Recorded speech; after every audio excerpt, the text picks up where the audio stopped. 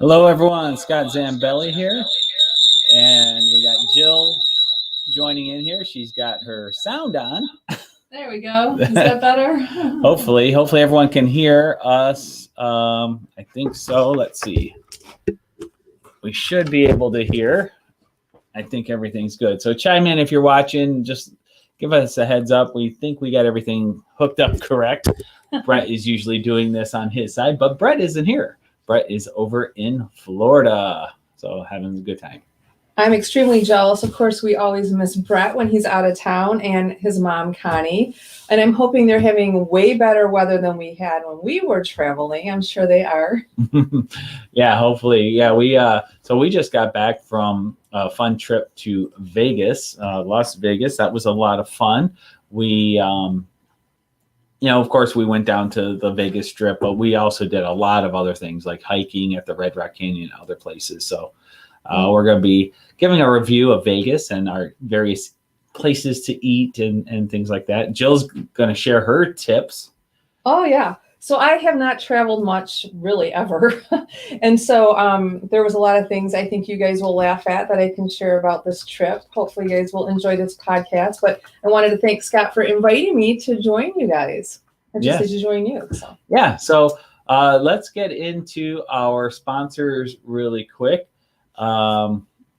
We have, let's see, having a great show. I'm riding ET. Oh, that must be Brett popping in. Hey, Brett. There we go. Let's get to our sponsors. So I'm going to pull up Loringer Family Chiropractic. They've been longtime sponsors of ours, great friends of ours. And as Brett has said many times, he uses them personally for his continued chiropractic care. He had a car accident in the past. Sometimes the body gets beat up. So he uses chiropractic care from Loringer Family Chiropractic to help keep his body running smooth. So he can do trips like to Florida and ride all those fun rides.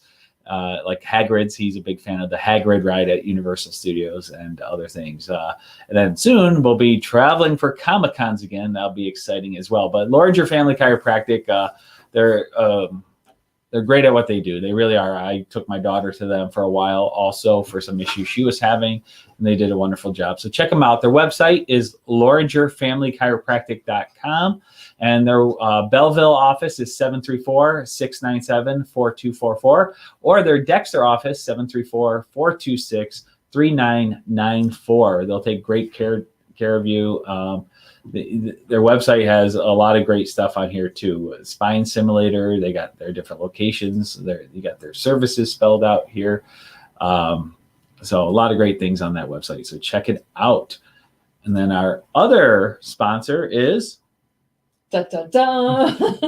Team Titans. That's right. Jill and I are both Team Titans, and she's the better half, so I'll let her talk this time. I don't know about the better half, but I definitely have learned a lot in real estate with Scott being my partner. But, one of the things that I am asked most often being in real estate is what's going on with the real estate market. It doesn't matter what time of the year it is. That's on everyone's mind. So I can tell you what's going on right now. We, for us personally, we work with a number of buyers. I know a lot of other agents are seeing the same thing. There are not enough houses on the market still, so inventory is low. And as you know, when there's not enough of something, it can get bid up in value, whether it's eBay, houses, or whatever you're buying. The value is determined by, its rarity, I guess. So right now, there's just not a lot of homes for sale. So we are seeing multiple offers on homes. They are selling really quick. So if you are a seller, it is a great time to be putting your house up for sale. If you are a buyer, we have some recommendations that we can give you to help make your offers come out on top, to be really strong. And that's something that we will sit down with you and go over your goals and see, what we can do to get you in the house that you're wanting. Awesome. So give us a call. Jill's number? My number is 586-277-2145. And I'm 586-549-6096. And up on the screen there, that's our website, teamtitansofrealestate.com. check it out. You can contact us through there. There's all different tools on there, but definitely make use of us. A free consultation to find out your current home's value in today's market. It can be very valuable. If you're thinking about selling in the next 1 to 2 months, talk to us now, because we'll review your situation, and with spring right around the corner, we might get a flood of new houses on the market, in which case the current bidding wars might go away. So waiting those extra few weeks to make the house perfect might cost you in the long run. That's right. So give us a call. Awesome. Enough of that. Let's get to the fun stuff. So let's first get into, we'll get into our Vegas trip in a little bit here. But while we were there, we saw a movie called Chaos Walking, starring Daisy Ridley and Tom Hiddleston. Tom Hiddleston.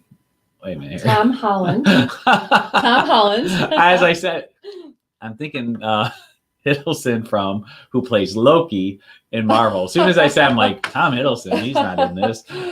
Anyways, Tom Holland, who is Peter Parker in the MCU, and Daisy Ridley, who is Rey, now Rey Skywalker at the, spoiler alert if you didn't see Star Wars Episode 9. She's Rey in the new Star Wars prequels. So this movie just came out March 5th, so it's one of the new ones. Now, I personally have not sat in a movie in quite a long time. For those who know me, I'm all about the popcorn and Slurpee when I go to the movies. So, of course, I had that all lined up when we sat down to watch this. So I know we don't want to give too many spoilers. I'll just kind of give the gist a little bit of the movie. Yeah. Daisy Ridley plays a character named Viola, and she lands on a planet. And this planet is full of men. So that kind of tells you the backdrop of this storyline. Well, it's to go a little deeper, that this is in the future. It's a science fiction movie, and humans are starting to colonize other planets. They're looking for a new Earth, so to speak. I think they call it New World. New World, yes. Yeah. So they're looking for a new world to live on. I don't recall, was there some catastrophe? It's probably, knowing Hollywood now, it's probably some, people polluted the Earth or whatever, and so we had to leave. But whatever. This planet looked just like Earth. Yes. You would have said they were on planet Earth. Right. So they found a Earth-like planet to live on. And the first wave of settlers were never heard from again. And it turns out that wave of settlers is stranded on this planet. And there is something about this planet that causes your thoughts to be heard and seen. So there is no secrets. Right. So as they're walking around, you'll see like this fuzzy haze, almost like a hologram, I think you might call it, yeah, where you can visually see some of their thoughts, and then you can hear what their thoughts are. So at the beginning of this movie, it drove me nuts because I didn't want to hear everybody's thoughts. Like for me, it was a little distracting, but it was a very necessary part of the movie, of course. But it brought up a point of conversation with Scott and I. Think about it when you're out and about, or you're at work or at home.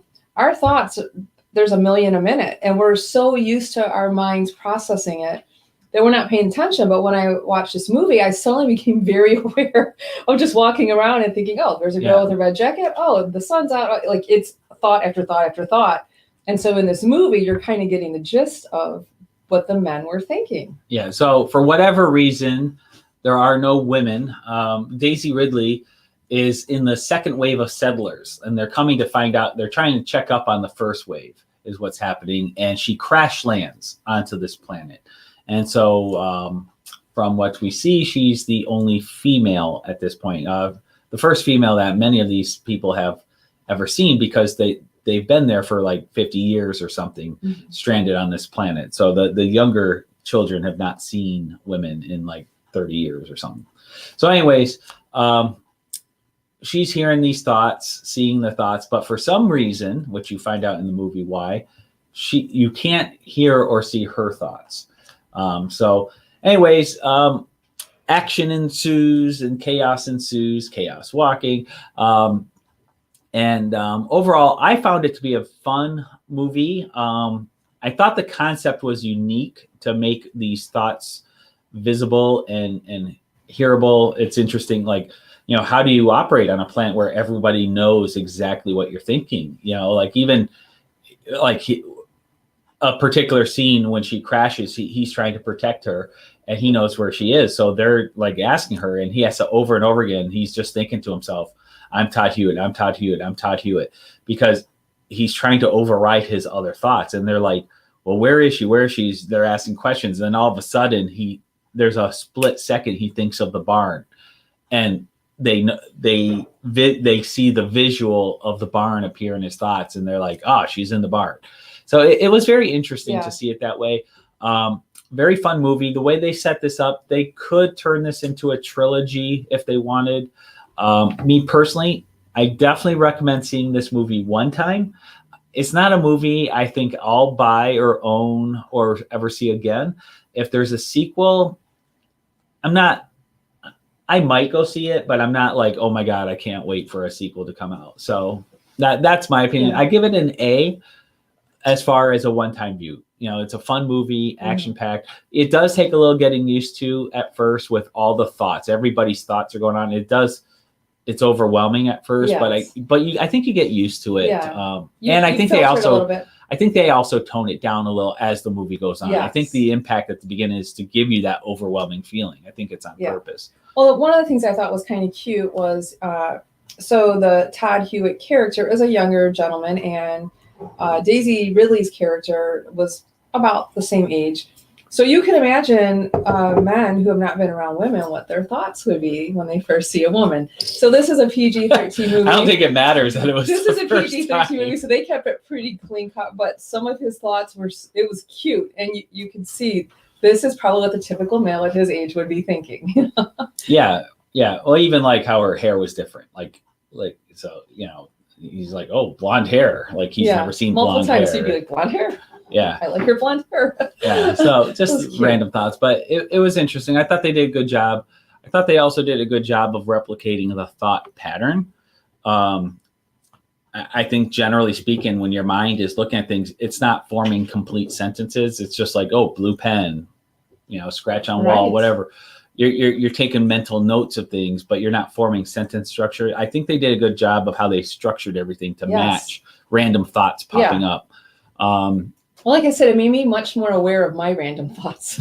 Like we just are so used to going about our business, you don't give thought to all these little things that pop into your mind. And because your thoughts are private, you don't have to give thought to what they are. Right. Like you don't have to worry or try to conceal them or whatever. But it's almost that kind of thing where it's like playing the blinking game. As soon as you consciously are trying to force your eyes open, you want to blink. Right. And it's that way too with this. Like as soon as you're trying to protect yourself from thinking a certain thing, by not thinking it, you're forcing yourself to think of it. Right. So I thought it was an interesting concept. So I do recommend it. Like I said, as a one-time view, especially right now, there's not a ton of movies out.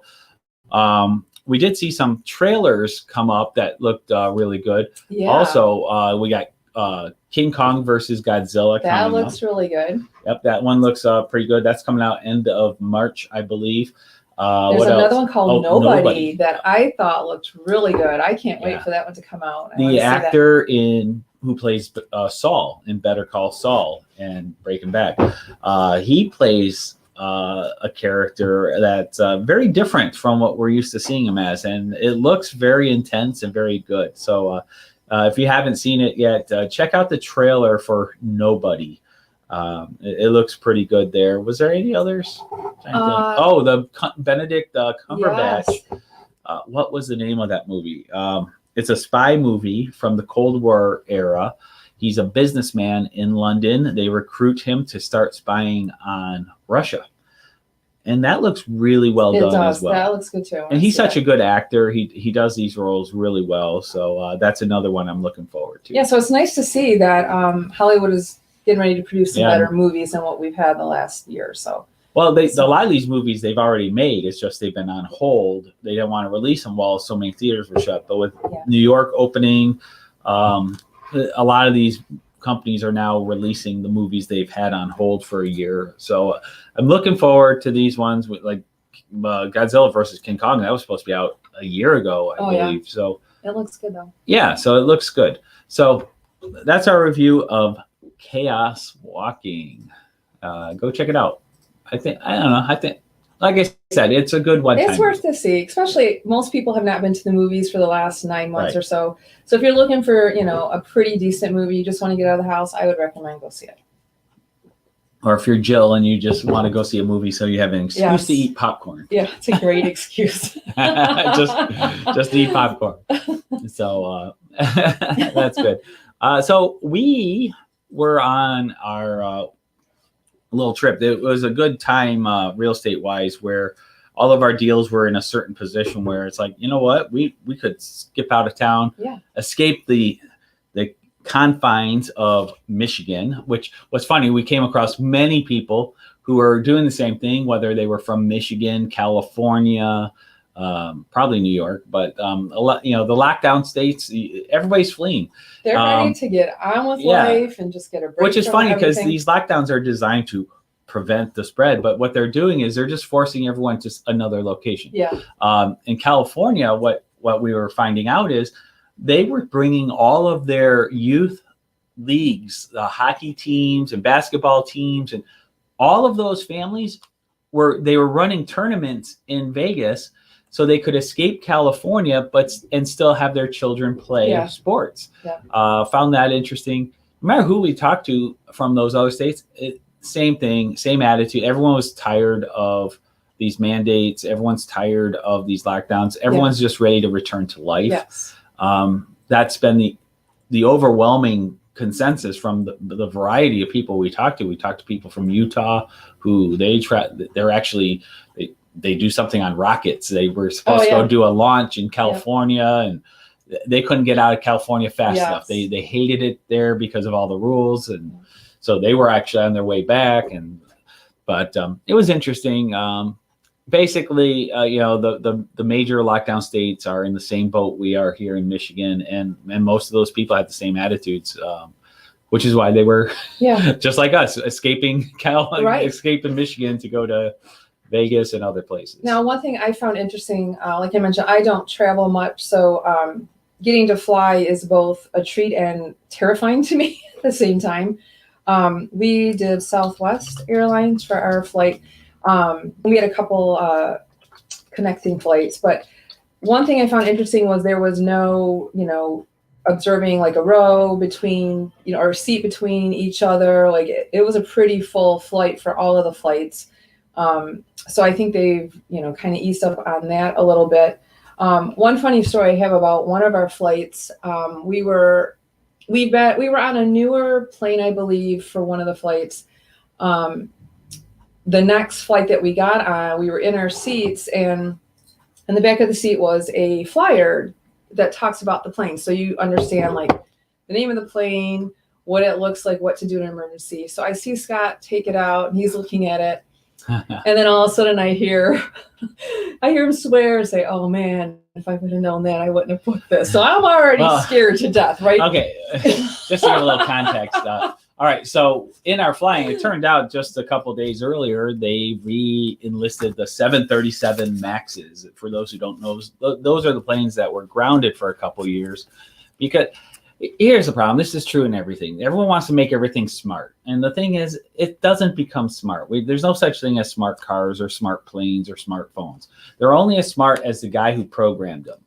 And the problem there is the guy who programmed them only took into account certain situations, whereas the person in the live action scenario may encounter situations the programmer didn't anticipate. Anyways, the 737 MAX had issues with its autopilot or its controls taking over instead of the pilot, and there were some bad crashes that occurred from it. So anyways, they just returned those to the fleet, and we ended up on one. I didn't like it because I don't like to be the guinea pig. So me being a relatively new flyer, you don't want to hear this. You don't want to hear the person actually like, "Oh no, I would have never booked this flight had I known." So I'm like, do I ask why he's saying this? Am I better off not knowing? So that was not a good start. It went well. I will say it went well.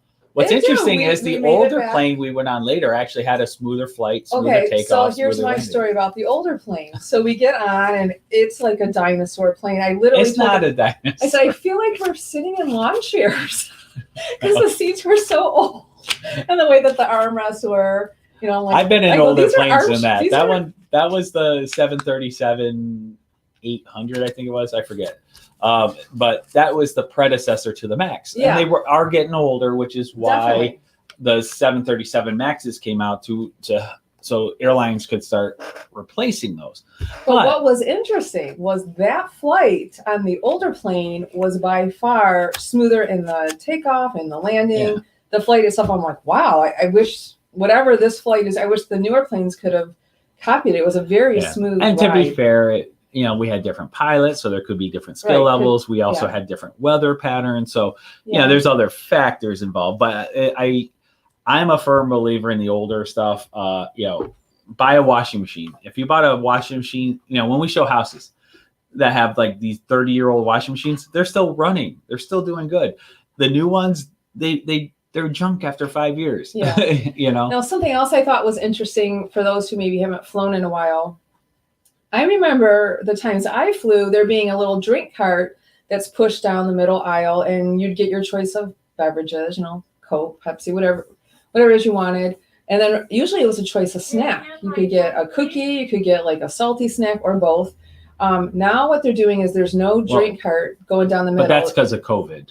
They still do that. It's just because of COVID, they're not. Yeah, well, just so you know, like what we experienced. Yeah. So your only option was water. We were given a cup of water and then one little salty snack. Right.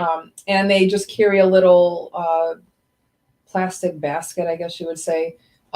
That's what the food was in. So there was no more cart getting pushed down the middle. And then they walked up and down the aisle with a garbage bag for you to put your garbage in. So it's definitely different from when I flew, but it's been years since I flew. The garbage bag part's normal. They usually do multiple rounds of that. But like I said, the drink cart thing was only, and lack of choices was because of COVID. Now, once COVID gets lifted, maybe they decide to keep that pattern. I don't know. But yeah, the options definitely were limited. Yeah. And the other restriction was if the flight is less than take you off the screen. Just give me a heads up. I had to grab something. Sorry. If the flight is under 110 minutes, I think it was, there's no service. You don't get anything. So that was the other rule. We did have to leave the mask on during the flight. And that's about it, though. Otherwise, it went smooth. It was easy going through security. No issues there. But enough of the flights. Let's talk about the good stuff. So while we were in Vegas, let me share this here. We did some hiking out there. We had some great locations that we went to. But the first place we went to was the Red Rock Canyon. It's right outside of Vegas. That was absolutely beautiful. I loved the mountains. The views were like you couldn't catch the awe and the beauty of the view with a camera, which I was disappointed. I wish I could, because I wanted to just show everybody how wonderful it was. You're seeing some still shots. There actually are signs warning you about wild donkeys and not to feed them. So you got to watch out for the wild donkeys.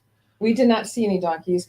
And someone was telling us, maybe it was you, Scott, I don't remember, but you can take donkey rides along these mountain trails and you get really close to the edge there. And I thought, no, thank you. I do not trust a donkey to make appropriate decisions with me on its back. So, I don't know. Donkeys might be smarter than a lot of humans I know.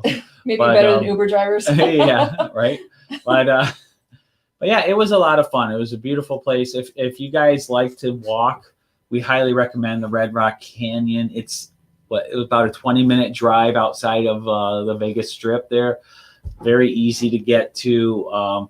It's only like a $17 fee, I think. That's if you go, and that's only if you go in through the visitor center. Yeah. And there's a scenic driving loop you can do with trails. But there's other spots you can actually visit along the way with stops to look at stuff that you don't have to pay the fee for. So if you could just drive through, and you get a beautiful view there as well.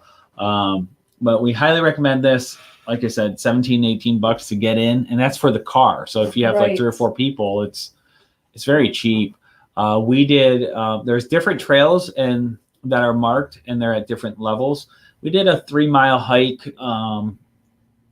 that starts right at the visitor center and takes you through. If you're an experienced rock climber, you can even climb these.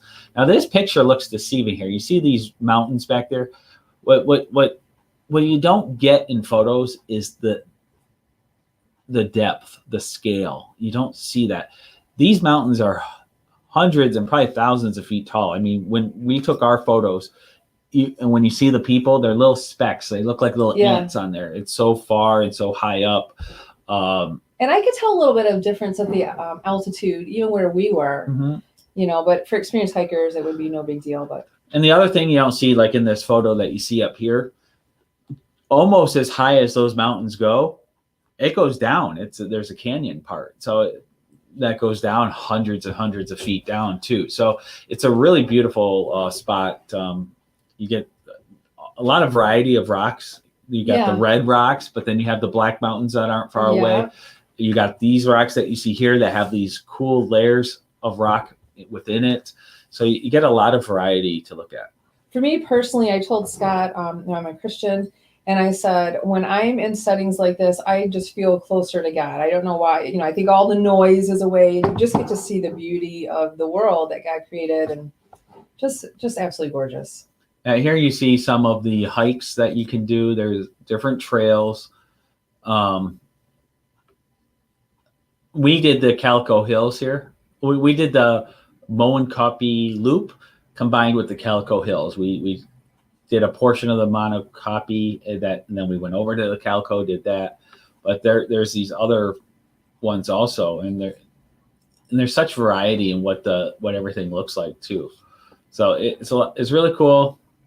A lot to do there. Just to warn you, because of COVID also, they're putting limits on how many people can get in. So we advise you go to the website. You can reserve right here through May. They are doing reservations. So if you're thinking about going, go to redrockcanyonlv.org and you can reserve there. So it's a lot of fun. It's nice to get out in nature, and just do that. Another spot we went to, let's see, where else did we hike? The Anthem East Trail, I think it was. Let me pull it up. I'm trying to find the link. Well, I think this is, that doesn't have photos. Curse you. Actually, what I could do is just pull up images. It's a really nice area here. We'll just pull this one up. Open image, new tab, share. At the end, our last day, we only had a little time before we had to take off for the airport. And we found this really cool place here called the Anthem East Trail. It's a view of the Black Mountains. So looking this way, you see the Black Mountains, but when you turn around, look the other way, you can see the Vegas Strip far away in the distance. We also could see our hotel, the South Point Hotel. We'll talk a little bit about that as well. But this was another great spot. The trail is, if you walk the entire trail, it's 7 miles one way. So you can do up to a 14-mile lap on it. But there's asphalt, so you can ride a bike, you can rollerblade, run. It's a very nice trail. It's a lot of people out walking their dogs. A very easy trail to do. Yeah. So we recommend that as well. Let's talk about the South Point Hotel. So we booked the hotel. South Point Hotel is one I know of because of when we do the Las Vegas Comic-Con. And originally when it started, it was in the South Point Hotel. So that's how I first came to know it. Brett and Kevin and we all stay there, and we absolutely love this hotel. So and going back there, I wanted to book this because the nice thing about it is it's off the strip too. It's a couple miles off the strip. And as we'll talk about, the strip is nice to visit, but it's overwhelming, and a lot has changed over the years. Everything smells like weed Yeah. now. If you like marijuana, this is the place to be. You will be surrounded. Yeah, it's oh boy, the entire strip when we walked it was just It became nonstop overwhelming. smell of weed. Yeah. Yeah, it to the point where I didn't even want to be there anymore. Yeah. Made me appreciate the hikes we were doing. Yeah. But this here is the South Point Hotel and casino that you see here. Rooms were gorgeous. The casino's huge. It's got like 11 restaurants. Yeah, it's like an all-inclusive resort. There was a movie theater. Now, I'm not just talking like one or two, theaters you can go in and see. It's like a full-blown like MJR, like multiple theaters, full-blown. The Eccentric Theaters is their theater chain that's it out was. there. I was shocked. Then there was a bowling alley. I think it's like eight screens they had going, or there was like 8 different movies playing. Full-blown bowling alley. They have 11 restaurants. They have the casino. They have a fitness center or something. You said there's a convention center in there that they had the Comic-Cons in, but they also do rodeos. They do motocross. They do all kinds of stuff there. So they're having all kinds of events all the time. And then the outdoor pool area was beautiful. It's huge as well. Palm trees, multiple pools, lots of seating around it. Like, I wish it would have been warm enough. I would have loved to have been able to sit out there and sun a little bit, but by far the nicest hotel I've ever been in. And, we went down the strip and walked in a lot of the well-known hotels, which are beautiful in themselves. But I tell you what, I'd stay at the one that we were at. Yeah. By far. For me, when I do Vegas, my preference is, and every trip is different. It just depends on what we're doing. But since we were going for 6 days, we actually rented a car that gave us a lot of freedom to not just rely on local Ubers or whatever. We could explore. Because the strip, like I said, I like going there once during the week, but after that, while all the hotels are really cool, after time, they all kind of start looking the same. They do. The decor is different, but it's all the same slot machine, same. You start feeling like it's the same. Yeah. So, whereas we had the luxury of exploring, and part of that exploring was also doing restaurants. So, yes, we ate very well on this trip. I ate way more than I should have. It's embarrassing.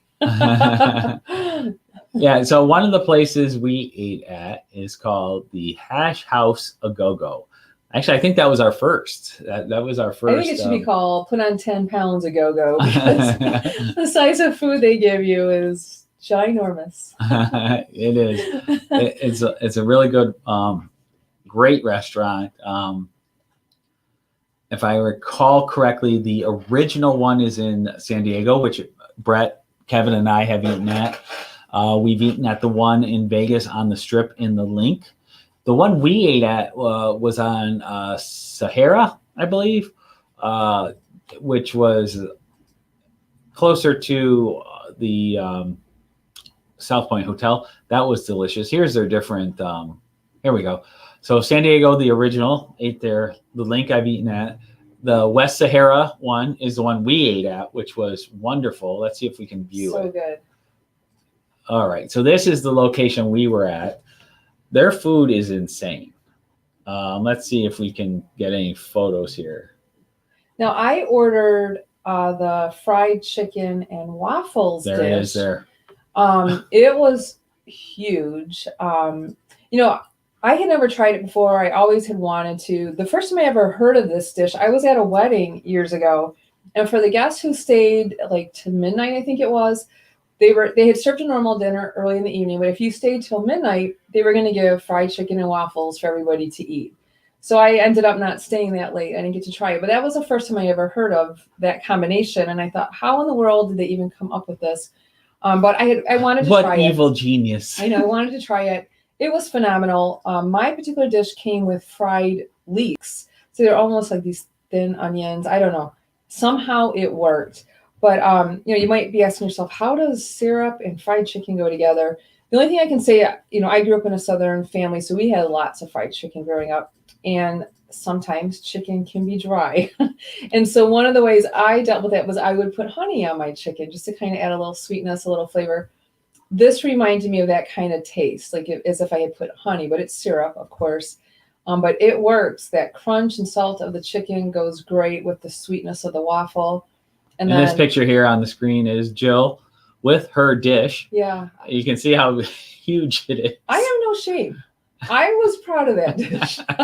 I was not embarrassed, and I'm like, I'm gonna see what I can do. And is there an after picture to show them? Let me see if I can find the after. I know there is. I did a good job of pretty much clearing that plate. Well, then there is the epic picture. You can feel the passion I had towards this meal in the next picture. Let's see, is this it? There you go. You can see she's polishing off the chicken and waffles pretty well there. I enjoyed that meal. I'm not gonna lie. It was good. I got to sample a little bit. I got the grilled meatloaf, which is so good. Jill doesn't even like meatloaf, but she really liked. Usually the meatloaf I have has like either barbecue sauce or ketchup on the top. And so the sauce that they put on it almost had like a hint of teriyaki sauce to it. I don't know, but it was phenomenal. Yeah. And the mashed potatoes. You had that too. That was good as well. And so Hash House of Go-Go, we 2 thumbs up. Thumbs up. Thumbs up. Go hungry. Yeah. Definitely go there hungry. I don't know if we had lunch that day. It was so filling, but. Well, we did our big hike at Red Rock Canyon that day, and we still didn't have lunch, even with doing all that. It's very filling, very good. And one thing I found too, if you're traveling to Vegas, if you go out to eat for every meal, let's just say like if you eat a normal meal, nothing fancy, not a fancy steak dinner, whatever, just a normal meal, plan on whether it's breakfast, lunch, or dinner, spending $50 for 2 people. It doesn't matter. You would think breakfast should be cheap. It's not. Everything was about $50 a meal. So just kind of plan on that. Yeah, that's true. Another great place we ate at, let me get the screen up. This was recommended by Brett and Kevin. Brett and Kevin here. Come on, skip. I don't want this. Close. There we go. Is Rise and Shine, a steak and egg place. That was really good. They were delicious. Really good waffles, good eggs. So I got a waffle at every single restaurant for breakfast that we went to. That's my thing, waffles and bacon.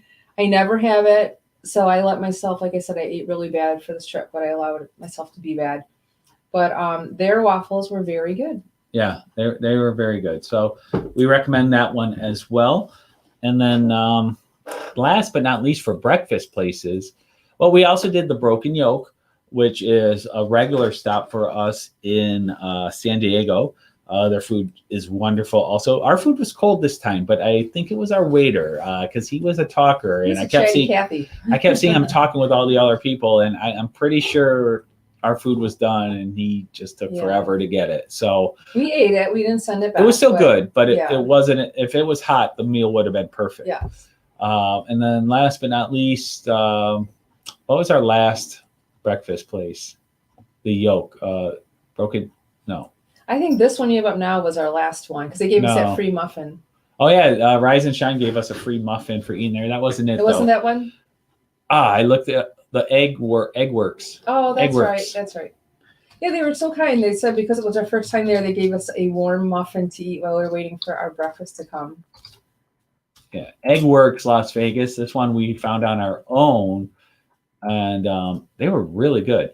So let me pull them up as well. Customer service there was fantastic. Our waitress was really personable, and they were fun. They had these fun cartoon characters on the walls, but great food here as well.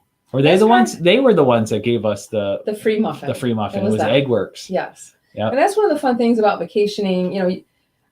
I don't like to go to the restaurants that are around here in Michigan. I can do that anytime, but going to these places where there's not many of them around is such a treat. And like just to see how, each restaurant does its own thing, has its own flair. It's fun. Yeah. So everything we ate at was delicious. And then we ate a couple times in the hotel. That food was good. We had Steak and Shake, which, they have that back here. But, we were craving some milkshakes at one point. So we went and had that. Mm-hmm. They had the buffet line. They have the Garden Buffet. They have the Coronado Place restaurant. All the restaurants there were delicious. There was a Mexican restaurant. But we went out with our good friend, Matthew Kaddish and Jude. And we had Mexican with them. And what was that? Casa Don Juan, I think it was. I don't remember now, but Casa Don Juan. That was my first time meeting both of them. They are so funny. They had us laughing quite a bit. So I enjoyed our time with them. Yeah, so let me pull up this one because Don Casa Juan. Oh no, Casa Don Juan's Cantina. That's it. Let me pull that up because, but it was great seeing Matt, catching up with him, hearing the crazy tales of him and Jude, their adventures and near murder. If you ever meet them, tell them you want to know about the fork story. The fork story, yes, or the sauce. Sauce school. Ask him about sauce school. It was great though. It was so good. Yeah, with Matt being out in Vegas, I only get to see him usually once a year when I go out there for Las Vegas Comic-Con, but it didn't happen this last year because of COVID, and I think I wasn't there the year before.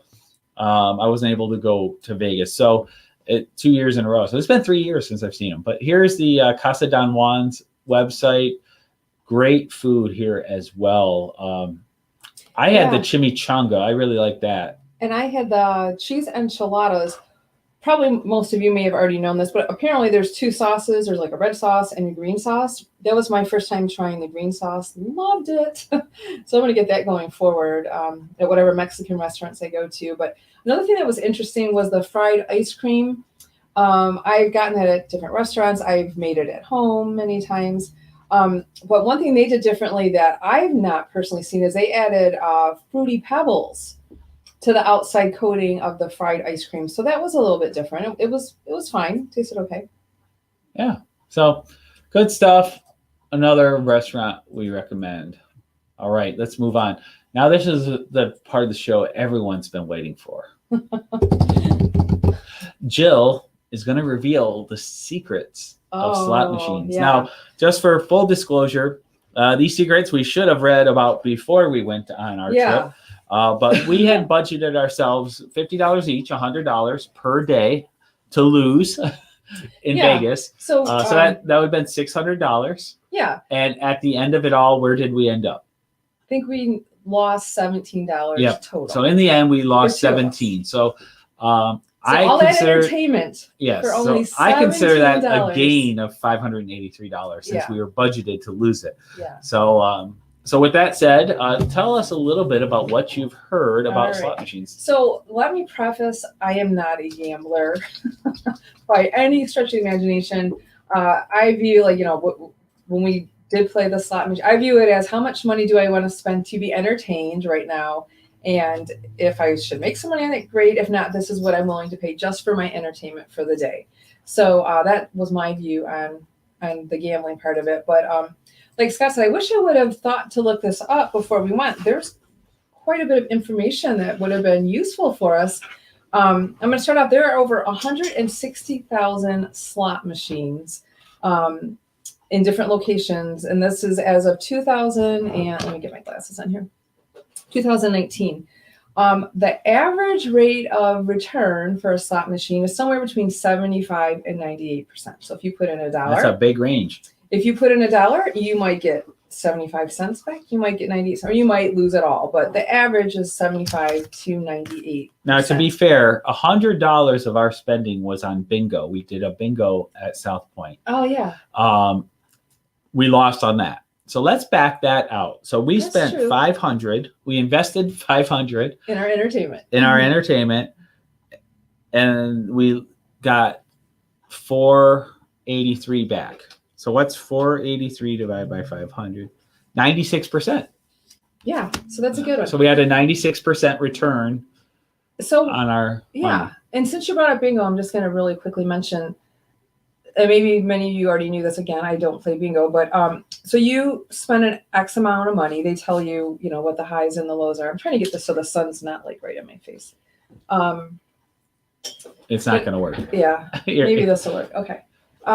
So we paid the amount that needed to be paid, and we got like 80 cards. But the cool thing is, it's all on a computer. So you get this little computer that goes in front of you, and it keeps track of all 80 cards for you. And it'll move the higher performing cards up to the front, and it'll say you are, you know, 4 numbers away from bingo, whatever. So you would think with each of us having 80 cards, our odds would be pretty good of winning, but it did not happen. We did not win. Well, we also went in. It costed $50 each to do this, and we bought the lowest package. So, yeah, we're competing against people who are buying like 1,000 cards. That's the thing. You know, my experience with bingo is like local bingo, and I used to go play with my mother for fun at the Elks Club. So you would buy your cards and you'd have your little stamper and you'd stamp them. But so you were limited as to how many cards you get based upon how many cards you could physically manage. Right. This takes that away. You can have 8,000 cards. The machine will tabulate it all for you. Put the ones that are closest to winning up front for you. Yeah. If it hits bingo, it's on you to call it. But it was a fun way to play. Yeah. And you know, there were a lot of money that could be won. Yeah, So, I mean, the main prize was $37,000 and stuff. But anyways, it was a lot of fun to do it still. All right, so back to the slot machines. So, you know, there's all different bids that you can do. You know, we kind of stuck to the cheaper ones, like $1 or 50 cents. But just to give you an idea, if you were to bet $1, you'd payback's about 95%. If you did a 25-cent machine, payback's about 93%, and then a 5-cent machine, payback's only 90%. So the bigger the bids, the greater the payback is what you're going to get. This article that I was reading, it said you're better off. Well, let me ask you this question. You know, we were on the strip. There's all these big fancy, you know, casinos. Do you feel? What would you prefer? Do you prefer to gamble in the nicer ones, or would you prefer to gamble in maybe an older casino? Or Well, my understanding, especially now that everything is digital, my understanding is they have different payouts at different times. They have different a hole in the wall place has much less expenses to cover than a giant fancy place. So I would think the hole in the wall place would have better payouts than the big fancy place. That is correct. So that was the point I was going to make. So if you're in the more luxurious hotels or casinos, so like Bellagio, the Venetian, Mandalay Bay, Wynn, those are some newer hotels. They have the poorest payback, actually. Yes. So if you go somewhere that's off the strip, you're looking at a 1% to 2% higher payback. It's also why a lot of times when you go, there's well, you know, the newer hotels, since amenities are off the chart. That's what's drawing people to the hotel. They don't need to make their most profitable asset be these slot machines. You know, their money's invested in, you know, the atmosphere of the hotel, and they're banking on you don't care if you lose as much. You're there to, you know, be in these nicer hotels. But this is why, if you're actually going to gamble in Vegas, and we could have done this, but we were there just for the overall experience. We weren't there to gamble. We just want to have fun. But if you're really going to gamble, there's guided tours you can do buses. They'll take you out to Laughlin, Nevada, or you can go up to Reno, or you know, there's different cities in Nevada that specialize in this. Pahrump is one we heard. They also have great wineries out there, is what we were hearing. So if you go to those cities, you may get a better payout than doing, especially the Strip. South Point, for instance, is off the Strip, so the payouts might be a little better than on the Strip. Now, what's your opinion on this? There's some, you know, brand new machines, really cool games out there, lots of bells and whistles. Like, we knew when somebody was winning. You know, these machines were loud. What is your preference? Do you prefer these newer games, or do you prefer the older ones? See, once again, I have a theory on this. It's my own theory. These are all digital machines, and they can manipulate the payouts based upon what they want. And my theory is when a company has a new game rolling out, I think they want to promote that game and help people to get excited for it. So I have a feeling when it's a brand new game rolling out, they give a little better payouts so people see people winning on it and they start thinking that game is lucky. The Buffalo game is a great example. We used to do really well on it. That was when it was new. Now it's not as new. We don't do as well. I have a feeling because they got people hooked on that game and people have memories of doing well on that machine, they keep going to it. Whereas we finally, after going through a bunch of games, we found one particular game we were doing really well until 6 p.m. hit. And once again, I've heard, just like movie theaters, you offer a matinee price at the slow times. Well, I've heard casinos give better payouts during their slow times versus their busy times. And we were just raking it in on a particular game. And right at 6 p.m., all of our machines dried up. Everybody stopped winning. Yeah. And it was like, bam. Yeah. And now, I think that's what happened. What is it? I'm really funny. Like if I'm playing machine and I don't start getting a decent amount of wins, I'm done within minutes. No. Wait, Jill plays like 3 times, and if she didn't win in 3 times, it's like, this done. Machine's done. Okay, so how do you feel about that? If you see some machines and you see some big wins, will you still play those machines, or will you say, oh, that's it? I keep playing, as you know. But if I was paying attention to the time, that was my flaw in the one game. I was up 300. I was doing so good on that machine. I wasn't paying attention to the time. We started drying up and I kept going. Had I noticed the time, I would have said, we're done. Your strategy. I would have changed my strategy, but I wasn't paying attention, which Vegas is very good at getting you to ignore the time. Yes. But that was my flaw. Now, back to the machines, I was drawn to the ones that were the newest and the greatest. Mm-hmm. And a few times you played some of the older ones, and I remember thinking, oh, this is so boring. There's not much flashing lights. All games are fun if you're winning. That's true. But they are saying the classics, such as Double Diamond or Red, White, and Blue, are the best slots in Vegas. And that's what I used to do. They're really the old ones. And they said because there's no maintenance to them. And they said specifically the ones at Circus Casino. Have a very high payout of these older ones. Yeah, so had I known that, we might have, changed our strategy a little bit. Yeah. All right. So let me ask you this: do you think machines that are in high traffic areas, so like by elevators or main hallways or service desks, do you think those pay out better than the ones that are scattered throughout?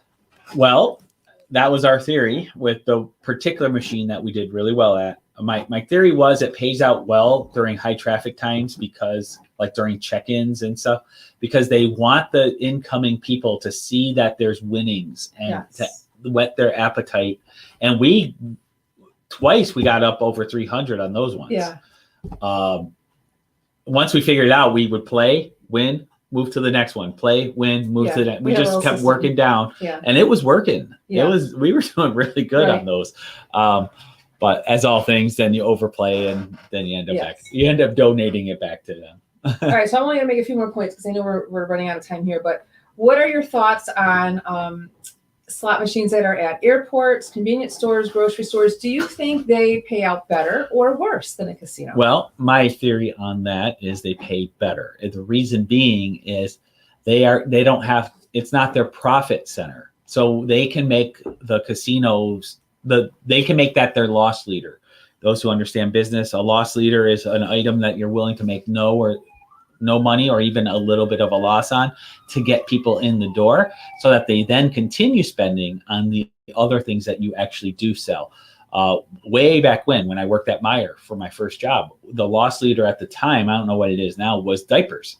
They would have a crazy price on their diapers. They were willing to make nothing on their diapers because they knew if you came in for diapers, you were going to buy milk, you were going to buy the eggs, you were going to buy clothes. So they were willing to make the diapers their loss leader. So I think airports and convenience stores make the payouts their loss leader. Me too. Okay. Well, according to this article, and under Nevada law, slot machines that are in airports, convenience stores, grocery stores are entirely controlled by large corporations. And so they provide a much lower payout than the casino. So they recommend not to play there. But while we were at the airport, We saw many people winning. For sure, like a lot of money. We saw 3 big payouts on the same 2 machines. Yes, and I was like, wow, what is going on There here? was someone won like $1,200 in front of us. Yes. Another one won 700 and something. Another one was like 4 something. Yes. All within probably a half-hour time frame. Something like that. Yeah. So I don't think I believe this article.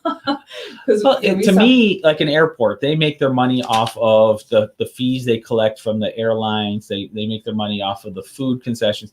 So they don't have to rely on a certain, if they made nothing on slots, they are still fine. Right. So yeah. To me, they don't need it. Now, you mentioned something about Nevada law. So I don't know about Nevada law. Yeah. But to me, I would think since they don't have to rely on that income, they can play. Like if I know there's a good payout here, I might win. And then it's like, oh, well, I'm here. I'm going to do my shopping. Yeah. And then I spend the money on their other things. So that's what I would think. But okay.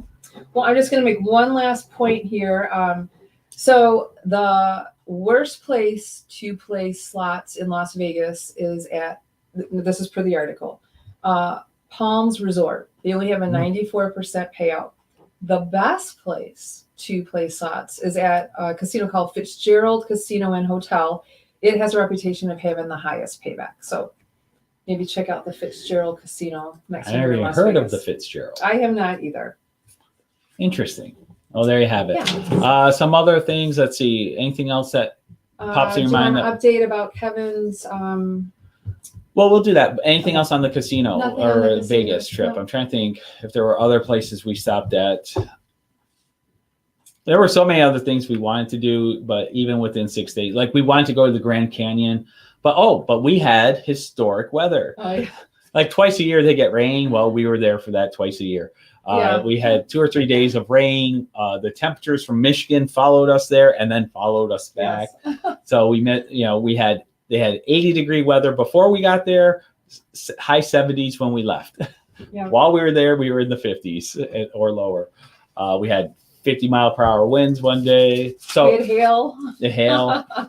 So we didn't make it out to the Grand Canyon, but that's okay. The other things we did more than made up for it. The hiking and stuff. The local hiking is just gorgeous. Mm-hmm. But so we'll say that for a future trip. But yeah, overall, Vegas is a fun place to go.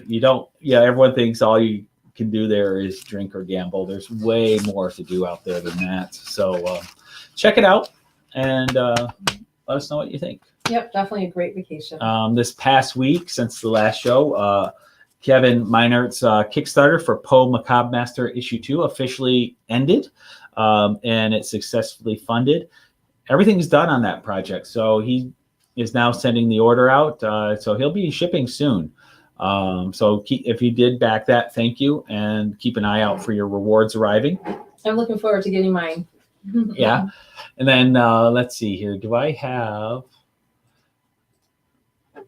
Before we go, I'll play. Brett put a video together advertising the upcoming Kickstarter, which is April 7th. So let me see if I can find that. I'll play that pretty soon. Here it is. So I'll play that pretty soon. April 7th for Crimson Shadows issue 2. We're close to being done. We have all the pencils are done. All the inks are done. The flat colors are done. I am now working on final colors. Brett is working on the lettering. We have 5 covers. 4 of the 5 covers are done. The 5th cover is almost done. So there's a lot of progress being made on this. So by the time we launch April 7th, I'll probably be like 95% done. I'll be very close to being done. So I'm excited for that.